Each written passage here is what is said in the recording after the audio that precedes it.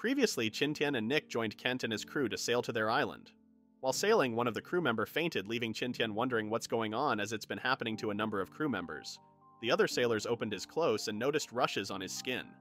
Gossen assisted the man to the infirmary, and they hurried there. Inside, various tools and buckets of water were scattered around. The infirmary emitted a strong scent of blood, resembling a torture room in its appearance. The noise kept going until Roger rushed in, instructing everyone to step aside for the surgery. He asked Kent to pour alcohol into the unconscious sailor's throat. Qin Tian was shocked to learn that Roger was also the ship's doctor, though he questioned if surgery was necessary for scurvy. Roger opened a box and took out a needle tube. Kent verified that the sailor was drunk, and Roger proceeded to attend to him while holding the needle tube. Qin Tian felt anxious when he realized that Roger was about to use the needle without disinfecting it. He remembered his history class, where they talked about the Age of Exploration. Back then, there was a lot of trading between Europe and other parts of the world. Europe saw this as an opportunity to become wealthier than Asia. However, it was tough for sailors during this time. They had to depend on natural wind for sailing, and this made ocean-crossing journeys very time-consuming. During that time, refrigerators hadn't been invented yet, and most food in shops consisted of preserved meat and salted fish. These could be stored for a long time. However, sailors couldn't get enough vitamin C from such food, leading to scurvy.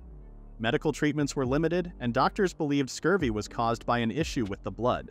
They thought demons were hiding in people's blood and attempted to drive them away by bleeding the patients. Unfortunately, the tools doctors used to cut the blood vessels were unsterilized, posing a risk of infection with bacteria for sailors.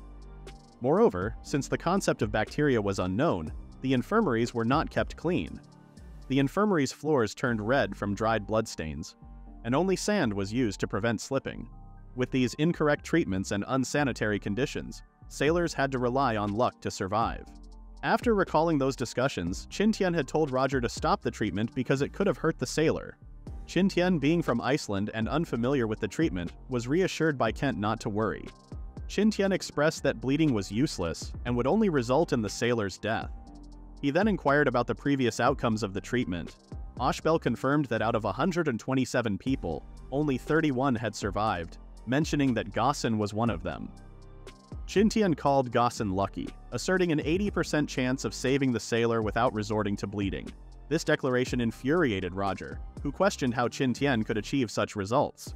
Qin Tian insisted he could, pointing to the natural flow of water to remove water from the ship as an analogy. Roger and Kent began to realize that Qin Tian might indeed be able to cure the sailor.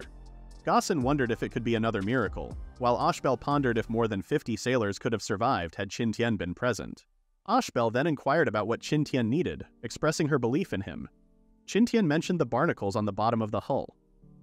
Seeing the confusion, Qin Tian explained that the sailors were suffering from scurvy due to a lack of vitamin C, which is an invisible substance found in food and also present in barnacles. He assured them that the sailors would recover once they took vitamin C. Roger, convinced by Qin Tian's explanation, still worried about the time it might take. He then instructed the other sailors to gather the barnacles. On the ship's deck later, Oshbel assigned tasks to the sailors. One group would head out to sea while another would provide support. Kent showed up with buckets of oil, curious about how Qin Tian intended to use them. Qin Tian explained that the sailors would apply the oil to endure the cold while diving. Despite some sailors doubting his words, Roger urged them to follow Qin Tian's instructions and stop the chatter. Grumbling, the sailors coated themselves in animal oil before heading down in small boats, reminding each other of distress signals and rescue procedures. Gossen signaled everyone to start diving into the water. Upon reaching the hull's bottom, they discovered numerous barnacles. Gossen realized that cleaning them was crucial to preventing a shipwreck. He found it ironic that something threatening the ship could also be used as medicine. Gossen also acknowledged Qin Tian's wisdom in using animal oil to keep warm in the cold water. Above the water, Qin Tian was amazed to watch the experienced sailors holding their breath for an extended period. Gossen and the rest emerged from the water, and a different sailor on the small boat questioned whether the oil was effective. One sailor insisted that it worked because the water didn't feel as cold as anticipated. They gathered a bag of barnacles and secured it to the deck with a rope. Kent pondered if the sailor afflicted with scurvy could be cured with the barnacles, but Qin Tian suggested it might take time since they needed to consume them for a few days. Roger had checked the sailor who had trouble swallowing food. Qin Tian instructed him to give the meat to the sailor. Despite complaining about the hassle, Roger went ahead and fed the sailor. Despite his initial hesitation, the sailor took a bite of the barnacle's meat and expressed how delicious it was. Qin Tian explained that fresh, raw barnacles could taste good with cooking or processing. He observed that the sailor found the barnacle tasty due to a lack of vitamin C affecting his taste buds. Meanwhile, Kent didn't like the taste, but Nick enjoyed it. Kent wondered if they could cook the barnacle first, but Qin Tian clarified that high temperatures could damage vitamin C. Despite this, since they had plenty of barnacles, Qin Tian realized they wouldn't lack vitamin C even if they cooked them.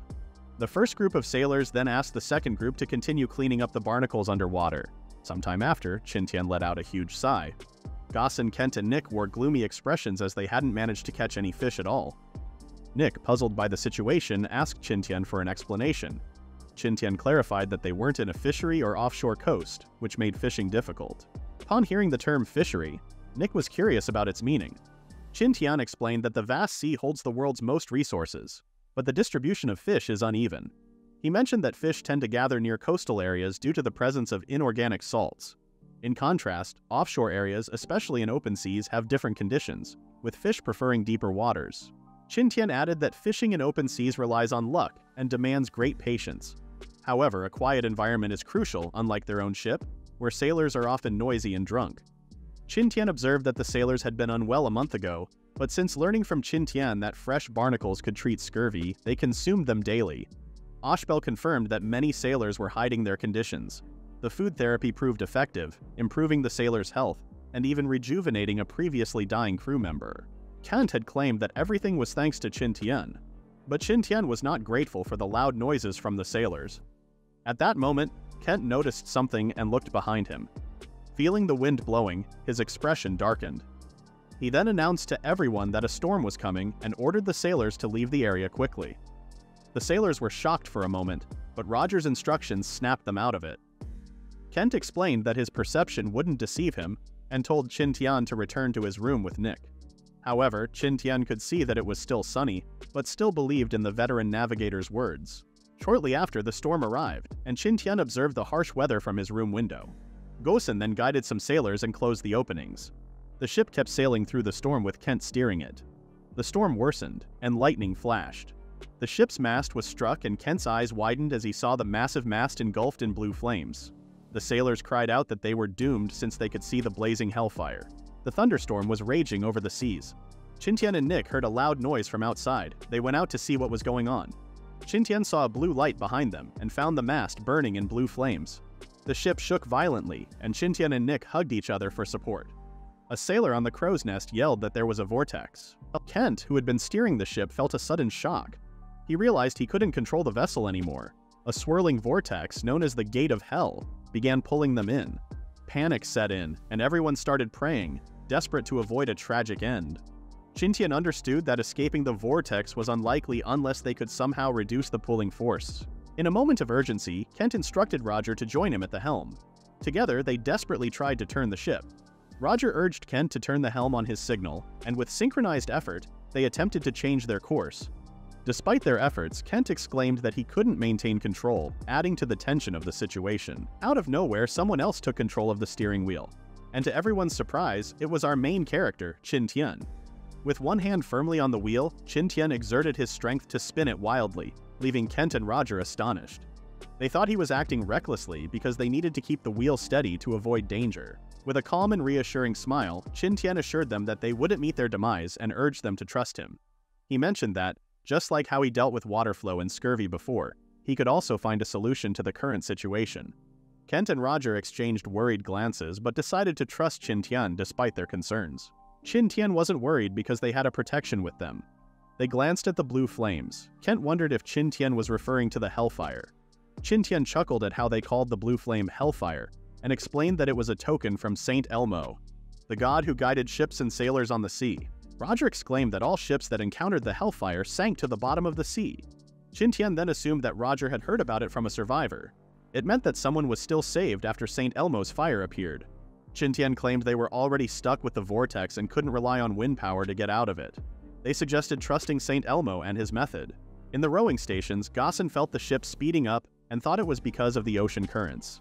Ashbel then asked him to come with her to the ship's deck to find out what was going on. Using the oars was pointless now because the ship was speeding up because of the ocean current. The two carefully took the stairs to the deck because the ship had tilted. Ashbel opened the door and wondered what was happening. She found the sailors with shocked faces. Kent called her over and showed how vicious the vortex had become. She said they were doomed, but Qin Tian exclaimed to trust him for a third miracle. Upon hearing that, the sailors' expressions changed from doomed to relieved. They began to believe that St. Elmo and his blue fire would protect them. Qin Tian was glad that the sailors had calmed down somewhat. He then instructed them to follow his command and furl the sails. Although the sails were successfully furled, Kent remained concerned about the speed they were maintaining. Despite his worries, he chose to trust Qin Tian's judgment. Qin Tian, in turn, asked the crew to pay close attention and follow his command once more. He sought the right timing, aiming for the fastest point. He ordered everyone to drop the sails, and the wind pushed their ship forward. The ship managed to escape the vortex. The sailors were surprised, their jaws dropping, and soon they celebrated, considering it a miracle. Ashbel and Kent felt anxious and scared, dropping to the ground. Kent wondered how Qin Tian achieved it, and our protagonist explained that it was due to centrifugal force, similar to shaking water off an umbrella by spinning it. He learned it from his grandfather's teachings. Suddenly, Roger's voice echoed, instructing the sailors to stand up and begin collecting rainwater. A week later, on the ship's deck, Qin Tian enjoyed some purified rainwater that tasted sweet.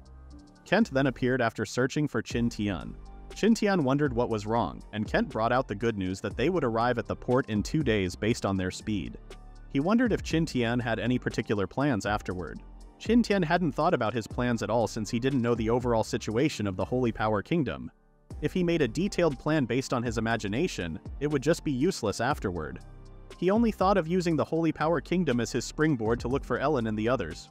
Qin Tian then asked Kent for any suggestions. Kent then asked Qin Tian if he could join their Chamber of Commerce. Confused, Qin Tian had asked about the Chamber of Commerce. Ashbel and Gossin were listening in on them. Kent then remembered when Qin Tian had boarded his ship, expressing a desire to see the outside world. Despite this, Kent reminded Qin Tian that the people in the Holy Power Kingdom spoke French, and as a businessman, it was important to know the customer's language. In French, Qin Tian assured Kent not to worry. Kent rambled on about teaching Qin Tian some French and even offered to pay him a salary for his work. As Kent continued discussing the kingdom's laws, he suddenly stopped, shocked, and realized something. He was surprised to find out that Qin Tian could speak French, making him wonder if Qin Tian was an exiled criminal from Iceland. Qin Tian pondered what Kent would do if he were a criminal. Kent exclaimed that he wouldn't tip off anyone about him. In Kent's mind, things started making sense because Qin Tian's way of thinking was different from the Inuits, and he spoke French in a unique way. Qin Tian had been advised by Nick to stay calm, assuring him that he wasn't involved in any criminal activities. They shifted the conversation to work-related matters, discussing job responsibilities and salary. Aware of their unfamiliarity with the kingdom, Qin Tian intended to secure a temporary position. Unexpectedly, Kent presented an opportunity as the vice president of his Chamber of Commerce, allowing Qin Tian to name his desired salary. Feeling nonchalant, Qin Tian proposed 500 gold coins per month, startling Kent with the huge figure. In response, Kent summoned Ashbel to negotiate, as she was the one who suggested hiring Qin Tian. Gossin chuckled, pleased that his assumptions were correct that Ashbel would get involved in the end. Sighing, Ashbel approached, expressing regret for not being straightforward with Qin Tian initially. She suggested a monthly salary of 50 gold coins, emphasizing the mutual benefits for the Chamber of Commerce's development. Qin Tian found the offer appealing, recalling Ashbel's earlier mention that a few gold coins could sustain an ordinary civilian for a year. Accepting 50 gold coins per month seemed like a generous arrangement to him. Qin Tian had been taken aback by Ashbel's unexpected offer. He insisted that his initial request for a salary of 500 gold was meant as a joke. He had originally hoped for just 5 gold coins monthly, so Ashbel's proposal surpassed his expectations. Despite this, Qin Tian didn't immediately agree. He hesitated because he believed that a higher salary would come with greater responsibilities. To his surprise, Ashbel only asked him to provide advice to the Chamber of Commerce when they faced challenges. Eventually, Qin Tian happily accepted the invitation. Both Qin Tian and Nick officially joined the Chamber of Commerce, and a welcoming celebration was held for their new vice president. 2 days earlier, Roger had instructed everyone to stay alert. He commanded them to fire their cannons if any suspicious ships entered their attack range. Qin Tian wondered if the area was dangerous, and Kent explained that random pirates often ambushed voyages. Qin Tian realized that returning voyages carried more products, providing pirates with an opportunity to loot instead of aimlessly sailing the sea. Kent assured him not to worry, mentioning that pirates targeted ships based on the situation. He explained that they could fend off pirates by demonstrating the ship's strength. Qin Tian felt reassured, especially as Gossen was preparing some cannons, indicating that their ship had enough firepower. Shortly after, Nick called out to Qin Tian as they reached the port city of Linhai. They unloaded their crates and everyone descended to the port. Qin Tian, now in the same uniform as Kent, observed people using carriages and wondered if steam engines hadn't been developed in the Holy Power Kingdom yet. Considering its connections to Europe, however, it seemed they hadn't entered the age of steam. Qin Tian could also spot mountain ranges all around, with no other cities in sight. Kent had asked Qin Tian about his home country and its towering walls. Qin Tian described it as beautiful with ancient styles. Despite coming from a place like Iceland, Qin Tian seemed calm, which puzzled Kent. He sensed something off about Qin Tian's demeanor. Ashbel then summoned Fred, the butler of the Chamber of Commerce, who approached with a carriage and a bottle of wine. The sailors had a lively reaction when they spotted fresh fruits and vegetables after being at sea for months. Ashbel decided to let Roger handle the remaining tasks, assuring him that all goods would be in the warehouse by the next day. Roger scolded the other sailors and instructed them to get to work. They left the area carrying the fresh produce they had been eyeing. A port worker overheard that the crew had encountered a dangerous situation and couldn't believe they had survived. The sailors corrected him, explaining that it was actually St. Elmo's fire. Another sailor mentioned seeing a rumored ship with 2 wheels and a chimney, but the others were skeptical. He claimed to have seen it on its way to the brewer for delivery, recalling that the wheels were not turning at all. Doesn't the description of the ship sounded familiar? Later at the city gates, people paid the toll as they entered. A guard then spotted a carriage and instructed others not to halt it since it belonged to a noble. Inside the carriage, Nick marveled at the splendid city of Linhai. Qin Tian pondered what it would be like inside. He observed the guards wearing armor and wondered if it was heavier than the ones in movies and could block bullets. The carriage continued through streets where aristocrats gathered and chatted. While driving, Fred wondered what their new vice president was like, and Kent assured him that Qin Tian was trustworthy, as per Ashbel's decision. As Nick enjoyed the scenery, Qin Tian noticed that people resembled Europeans. He then inquired about their destination, and Ashbel stated they were heading to their branch of the Chamber of Commerce to rest. Afterward, the group reached a building, and maids warmly welcomed Kent upon his return. As they entered, Fred informed them that the welcome banquet had been prepared, and Kent expressed gratitude for Fred's thoughtfulness. Qin Tian observed various types of jewelry that he hadn't seen before, but they appeared expensive. It dawned on him that Kent's Chamber of Commerce dealt with luxury goods. However, he was curious about the reason behind their business with Iceland, and planned to inquire about it from Kent later. The group had found a soft sofa, and Nick noticed it was comfy. Qin Tian was amazed to see real leather. Soon, Fred appeared with maids carrying some food. It was a lavish meal, and it completely satisfied their hunger. After eating, they were guided to their rooms, which Fred had prepared while they dined. Qin Tian's room shared with Nick was spacious, featuring a big bed, a coffee table, chairs, hot water for bathing, and a wooden bucket. During their voyage, fresh water had been scarce, barely enough to drink. Therefore, Qin Tian and Nick were delighted to finally cleanse their bodies fully. After a comfortable bath, they both lay on the soft bed and fell asleep while holding each other. The morning after, while having breakfast, Qin Tian was curious about what the Chamber of Commerce primarily did. Ashbel clarified that besides dealing with jewelry and ornaments, they were also involved in fur and grain businesses.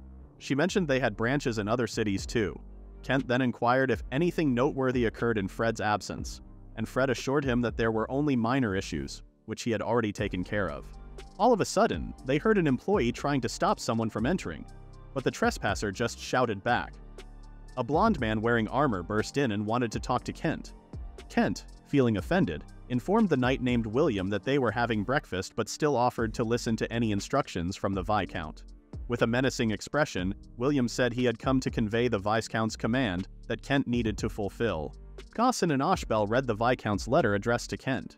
Kent, with a shaky voice, told William to leave. The knight said goodbye, sarcastically wishing Kent a good breakfast. Qin Tian sipped his coffee casually, as if watching a soap opera. Unexpectedly, Ashbel, usually calm, slammed the table and cursed the Viscount for intentionally not giving them the task earlier. Kent said it was always the same situation, but they still managed to complete the tasks in the end. He asked Ashbel not to get angry. Qin Tian wondered what the problem was, but he was okay if he didn't learn about it. Kent told him that it wasn't a big deal, and Ashbel thought it was right to tell Qin Tian because he was already their vice president. In the letter from the Viscount, the Chamber of Commerce had been asked to send a batch of military supplies to the front line. When Qin Tian heard this, he started to wonder if there was an ongoing war. Ashbel then explained that there had been a war between the Holy Powet Kingdom and the Glamnos Empire that had lasted for over a year. This surprised Qin Tian. Ashbel went on to explain that the two countries were often stuck in a stalemate, with very few instances of actual warfare. The conflicts were also short-lived. Ashbel had only heard about it through rumors. Qin Tian used to wonder about the reason for the war, but no one knew. Ashbel thought maybe their king was insulted by the Galman's Empire's king because of his unattractive beard, or perhaps the Galman's Empire's king had taken something important from their king. Ultimately, she couldn't understand what went on in the minds of the nobles. Qin Tian pondered over what these countries were fighting for. Kent asked Fred if he had any idea, but the old butler didn't know either. Gaussen then remembered that they were competing for something. Kent asked for clarification, and Gaussen mentioned that he had overheard something during his travels but wasn't certain. Qin Tian only heard rumors and didn't have reliable information. Qin Tian then reminded them of the task and said it wasn't going to be too difficult. Kent sighed and mentioned it would have been easier if the Viscount hadn't been causing trouble. To help Qin Tian understand the situation, Kent gave him a letter to read because he could speak French. As Qin Tian read the letter, he found out that the order was given at the end of August and was supposed to be delivered before October. His meant they only had half a month left. Now Qin Tian understood why they were upset earlier, realizing the Viscount was intentionally delaying things. However, he suggested that the task should have been given to Alfred instead, as Kent was away. Kent then started imitating William, who claimed that he would not entrust the task to others aside from Kent. Qin Tian then recalled them mentioning the same thing happening before, and couldn't find a fault in the excuse. Ashbel then claimed there were no issues procuring the supplies, but accidents while transporting the goods were the problem. Judging from Ashbel's tone and sigh, Qin Tian assumed that something dangerous always happened during transport. Kent then told Qin Tian not to worry and suggested familiarizing himself with things first, as he had just come to join them. Later that night, Qin Tian checked out a map and looked for possible routes for them to take from Linhai City to the front lines, one on land and one on the sea. He realized it was better for him to travel by land to spread the news of his presence so Ellen and the others would know if they were in the same kingdom. Just then, a knock was heard from the door, and a maid came over to deliver something. Nick was happy to receive a set of pajamas, and she quickly wore them to show off to Qin Tian. Qin Tian approved and called her beautiful. However, Qin Tian sighed as he decided to talk to Kent about his clothing, since it would not be best for him to wear silk as daily clothes. The following day, the team departed, and Kent informed Qin Tian that it was okay if he chose not to accompany them. He assured Qin Tian that he would still receive his salary, even if he decided not to join the transport of military supplies. Qin Tian acknowledged Kent's understanding but asserted his role as the vice president, expressing his commitment to contribute. He questioned the absence of the goods, noticing they hadn't brought anything. Kent explained that they needed to head to a city called Moso first, because William had stored all the military supplies in the manor. Qin Tian felt confused when he heard about a manor and wanted to know Kent's real noble title. Kent was scratching his head, thinking about when to tell Qin Tian the truth. Qin Tian remembered Fred calling Kent Milord and knowing that a Viscount had dealings with him. He assumed Kent was a baron since he wasn't subservient to the Viscount. Kent then admitted he inherited the title of a baron, but clarified that noble hierarchy isn't straightforward. Qin Tian wondered why Kent accepted tasks from the Viscount if he could refuse them. Kent said he could, but he wanted to avoid trouble. Seeing Qin Tian still confused, Kent asked if he knew about noble ranks, to which Qin Tian admitted he knew only a little. Ashbel then explained that in the Holy Power Kingdom, titles were divided into Duke, Marquis, Earl, Viscount, and Baron. These titles were also categorized as either life titles or hereditary titles. Life titles determined whether the titles could be passed down to one's descendants. There was no absolute hierarchy, meaning that a higher-ranked noble couldn't order a lower-ranked noble to do something. They could only make requests, and the lower-ranked nobles had the right to refuse. However, if a lower-ranked noble surrendered to a higher-ranked noble, a hierarchy was established between them. Kent's baron title was not granted by Viscount Dumbledore, so there should be no hierarchy between them. Qin Tian couldn't grasp why Kent took on Viscount Dumbledore's job when there wasn't a clear hierarchy between them. Ashbel disagreed, saying the task was assigned by the royal family. This confused Qin Tian, and he pondered if Kent would face consequences from the royal family if he failed. Wanting clarity, Qin Tian asked Ashbel about it, and she confirmed that Dumbledore would bear the punishment if the task failed. However, Qin Tian found it puzzling, as failing to deliver the goods on time wasn't considered a grave mistake for them. Given the ongoing war between the two countries, preparing supplies was merely a precaution. The front line was able to hold out even when the supplies were delivered in November. However, it wasn't acceptable for someone else, and Qin Tian inquired about Ashbel's meaning. Kent then asserted that as long as it was reasonable, even if it sounded absurd, it could be a reason to start a war. He mentioned that even his late father, Dumbledore, was prepared to do such things. When Qin Tian asked about Kent's father, Kent fell silent, appearing to recollect something. Qin Tian wisely chose not to ask more and simply listened quietly for half an hour. In the social system of the Holy Power Kingdom, the royal family would grant land to the nobles. In return, the nobles had to take care of local safety, maintain peace, and support the monarchy. Within their respective territories, the lords had the right to govern themselves according to the kingdom's laws. They also had to pay a set amount of taxes to the royal family on time, so the nobles could collect taxes from the people while making sure they could lead a normal life. They paid a portion of these taxes to the royal family, and the rest was theirs to keep. Therefore, if the fiefdoms were of equal size and had similar tax rates, a lord who effectively managed his land would undoubtedly accumulate more wealth during tax collection compared to other lords. Kent explained that their family had received a fiefdom from the royal family, situated in the larger territory of Dumbledore. In the past, their family handled the fiefdom more efficiently compared to Dumbledore. This is the reason why Dumbledore focused on their fiefdom. Essentially, the better the well-being of the people in the fiefdom, the greater the wealth the lord could acquire. Qin Tian had grasped their explanation, and started to think about whether the royal family would do something if Dumbledore took control of Kent's territory. He remembered a time in the past, when different princes, given their own lands to develop, banded together and rebelled against their father, the emperor of the Zhou dynasty. It occurred to him that the royal family strategically placed Kent's territory within Dumbledore's control, as a sort of annoyance to Dumbledore. This move aimed to maintain a balance among the lords, and prevent any one family from gaining too much power locally. Qin Tian realized that if Dumbledore tried to remove this annoyance, the royal family wouldn't just stand idly by. Kent claimed that the royal family didn't get involved in the conflict between lords. Instead, they liked to watch it happen. If the fight between the two lords caused a lot of harm, the royal family would take away the lords' lands and maybe even their titles. They would say the lords couldn't control their territories properly. Ashbel explained that even if the royal family couldn't get back the lords' lands, having the two lords with a weakened military would still be good for the royal family's rule. At that moment, Nick felt surprised when he saw large cattle. Qin Tian too peeked outside and saw a windmill. The folks around seemed happy, working with smiles on their faces. Qin Tian wondered if this place belonged to Kent. Kent clarified that it was Ruther Village, not his territory. His domain was Moso City and they would reach there in the afternoon. So, the group journeyed from Ruther Village to Moso City. As they neared the gates, a guard on the wall spotted them and announced the return of Lord Kent. Hearing this, the people smiled. Kent informed Qin Tian that they had reached Moso City, stating it might be smaller than Linhai City. But he believed Qin Tian would appreciate his vassals. The gates swung open, allowing the carriage to roll in, and the people were overjoyed to witness their lord's safe return. Qin Tian observed that Kent was genuinely cherished by his community. Kent acknowledged their support, emphasizing how much they had helped him. Qin Tian marveled at the calm and serenity of the place, even though it didn't boast the same grandeur as Linhai City. Nick's eyes widened at the sight of an imposing structure, a mansion. Correction, a castle. The carriage then proceeded towards the castle. The guards on duty were taken aback, but greeted Kent warmly. Qin Tian was struck by the opulence of Kent's residence, surpassing even the most luxurious villas. Seeing the grandeur of a baron's dwelling, Qin Tian speculated that viscounts and other high-ranking nobles must reside in even more splendid homes. Suddenly, a girl ran past Qin Tian and hugged Kent, greeting him and Ashbel.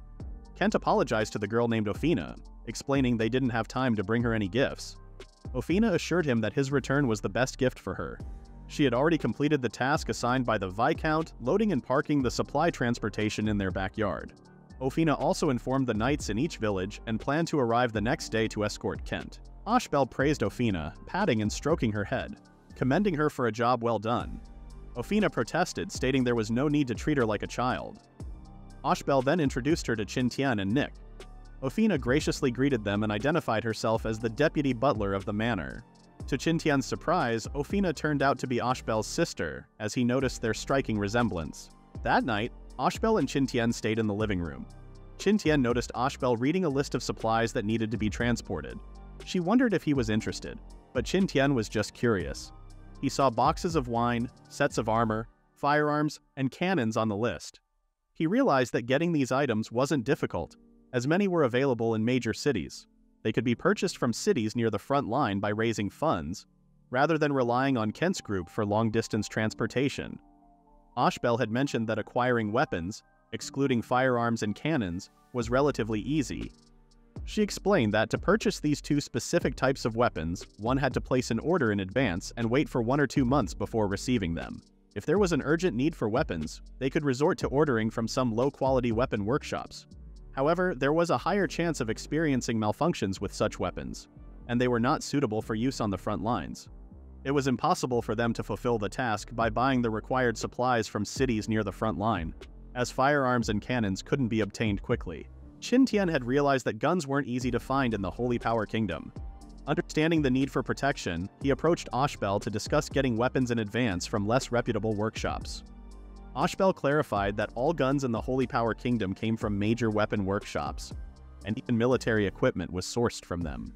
The guns varied in quality, with some workshops producing highly accurate and durable ones while others had lower standards. Due to the diverse sources, the guns used different types of bullets. For various reasons, the royal family had established long-term partnerships with certain reliable workshops. However, during times when frontline resources were scarce, these workshops would work extra hours. Despite their efforts, they couldn't produce large quantities quickly. In such situations, the royal family would instruct the lords of each territory to gather firearms and ammunition and send them to the front lines. As Qin Tian chatted with Ashbel, he didn't notice how much time passed, and suddenly it was dinner time. After they had their meal, Qin Tian and Nick were guided to a room on the second floor. The room appeared fancy and elegant. Qin Tian pressed the bell, and a maid promptly arrived.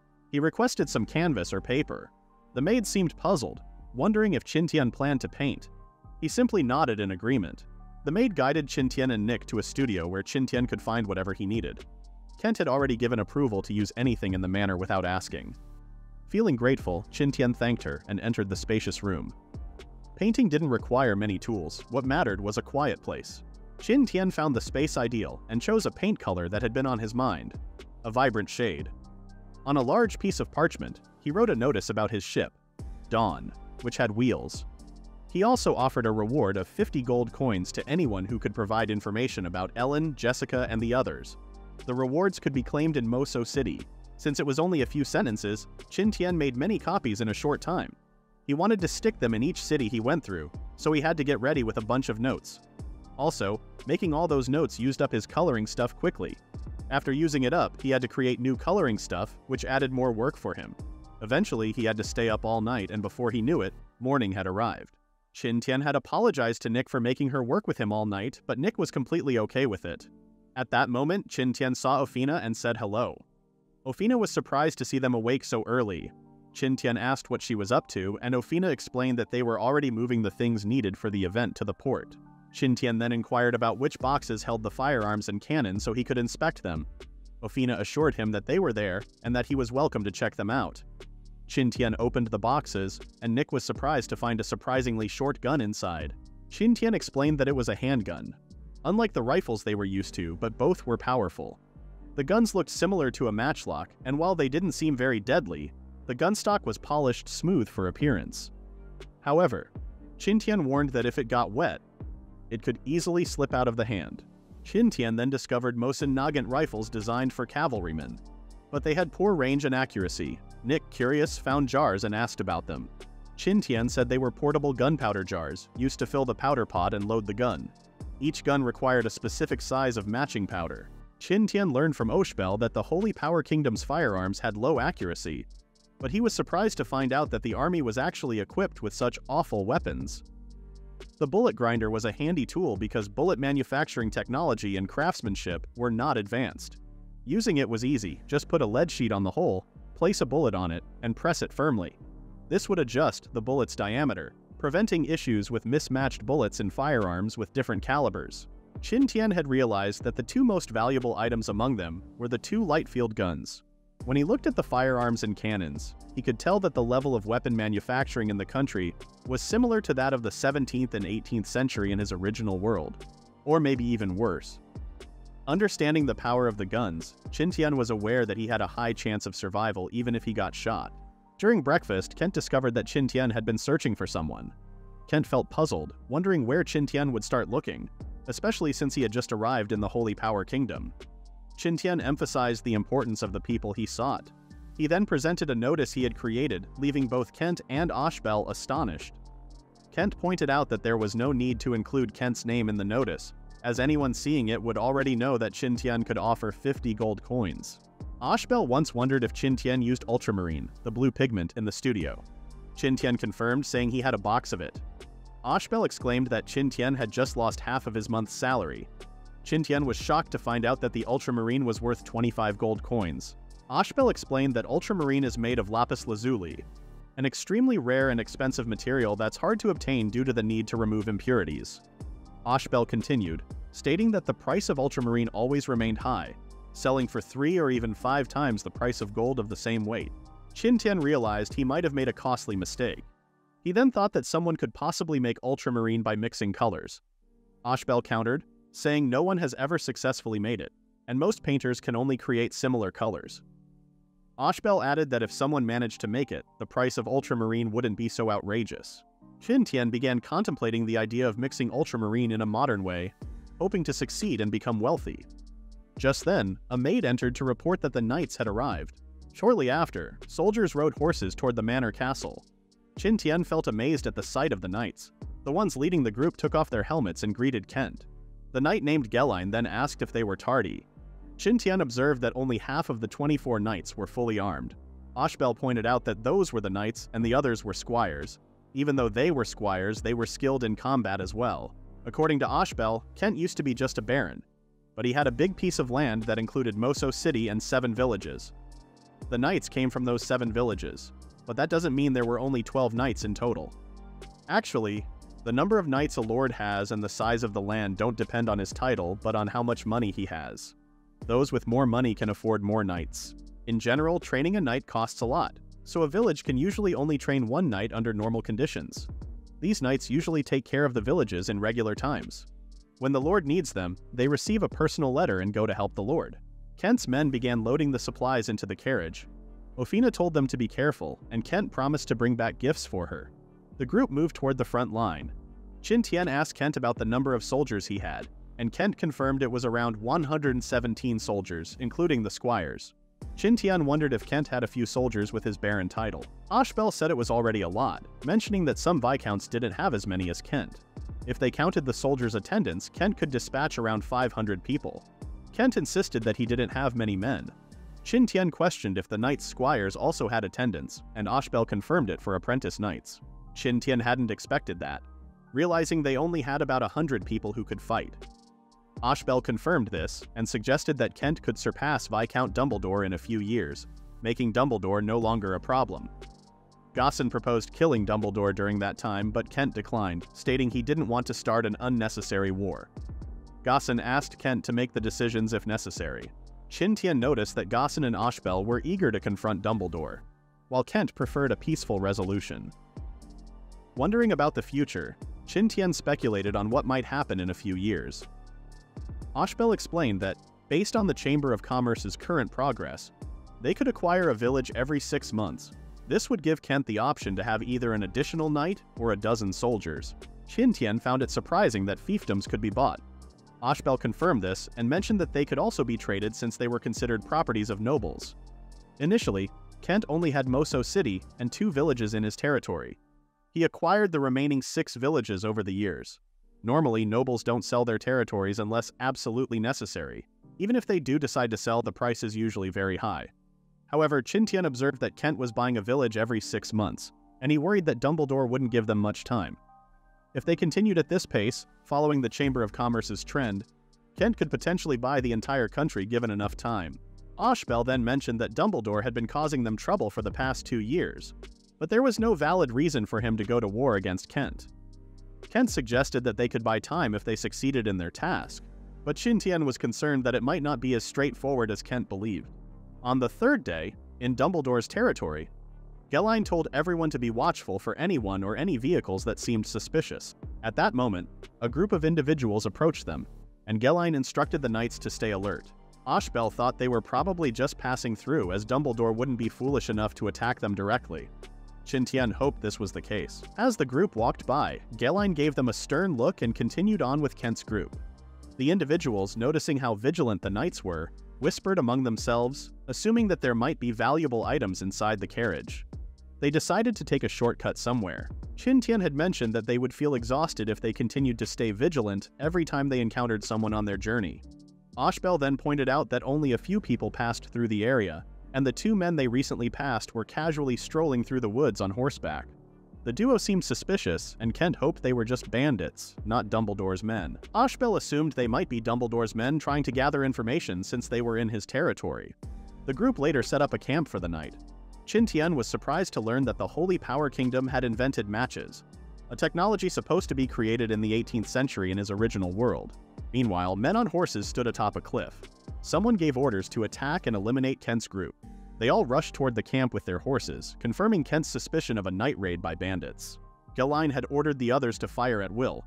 Guns were shot toward the direction of the bandits, but the bandits remained unfazed and continued charging. As the knights reloaded their guns and changed teams, Qin Tian realized that firearms of the current era were indeed low in accuracy. It was also nighttime, making aiming in a hurry inaccurate due to the darkness. However, the knights were still using the three-strike tactic. Another team started firing their guns while the first team reloaded their guns. However, the shots still missed, and the bandits couldn't help but smirk, realizing that the distance was closed, making it impossible for a third volley of shots. The knights then rode their horses and equipped melee weapons. They charged toward the bandits, who were easily pushed off their horses by the knights' lances. Qin Tian and Nick were surprised when the knights easily defeated one-third of the enemies at once. Galein then told the others to get ready for the second charge to eliminate the remaining bandits. Realizing they couldn't win, the bandits turned and started to retreat. As the bandits fled, Galein told everyone to stop chasing and focus on cleaning up the battlefield. He also told the musketeers to reload and stay alert. Some knights, however, disagreed with Galein and wanted to pursue the bandits further. Qin Tian was impressed that the battle ended quickly. Kent thought the bandits wouldn't come back, anticipating a well-deserved rest. Ashbel, on the other hand, believed that Dumbledore wouldn't give up on them. On a nearby cliff, the bandits were complaining about how tough it was to fight without any armor. They suggested attacking right away instead of gathering information. The leader, Zack, shared his men's ideas with William and asked for extra payment. William reminded Zack that Viscount Dumbledore had already paid him up front, and Zack also owed William something. Zack was in disbelief because his men had just been killed. William pointed out that having fewer people meant dividing the rewards more, and he claimed to see a smile on Zack's face. Zack burst into laughter as William realized he had figured him out. William couldn't believe he was teaming up with someone unpredictable, but he had no choice since other bandit groups were weaker. Zack had wondered if William was happy seeing his men die while trying to rid the territory of bandits. William, not finding it amusing, told Zack to stop joking, assuring him that he wouldn't be a bandit for much longer. William promised to reward Zack with one of the villages. Zack laughed, advising William not to be sarcastic, expressing his reluctance to become a noble's lackey. This comment offended William, prompting him to unsheath his sword. Zack, finding the situation amusing, clarified that he was only joking. Then Zack questioned why Dumbledore was hiring bandits instead of using his own soldiers. In response, William explained that Dumbledore personally escorted supplies with some guards, leaving others to protect the castle from surprise attacks by shameless bandits, much like Zack. Zack had been wondering if he could have everything he wanted by taking out William and a few of his men right then. William advised him against being too ambitious, stating that only a fool would carry important documents and rewards with them. William could sense that Zack was seriously considering killing him. Zack boldly declared that William was lucky to be alive, and he suggested harassing Kent's group until they grew tired, then launching a final attack to eliminate them all. William agreed with Zack's plan, acknowledging that Kent's musketeers were not much of a threat. But the knights posed a more troublesome challenge. William secretly hoped that the knights would be the end of Zack. He left, instructing Zack to carry out the assigned task. The morning after, Kent's group arrived at a split in the road. Galein asked Ashbel which way to go, and Ashbel suggested heading towards Giminia. She thought it would be pointless to put Qin Tian's notice on the countryside notice board. Qin Tian argued it would be worthwhile for the information. Despite the notice being small, Ashbel assured him the blue words would grab attention. Soon after, a passerby noticed the notice, admiring the beautiful color of the letters and being surprised by the 50 gold coin reward. Motivated by the large sum, he set out to find the people mentioned for the sake of his family's future. He planned to inquire in nearby villages. On the other hand, another man found the notice and thought it was extravagant to use ultramarine pigment for a simple notice. He decided to go straight to Moso City to file a complaint. While this happened, Kent's musketeers fired a series of shots, causing the bandits to retreat as usual. Qin Tian observed that the bandits seemed to charge randomly, making him wonder if they were solely driven by the rewards and if it was really that straightforward. Thanks for watching. If you like the content, give it a like and subscribe. See you next time.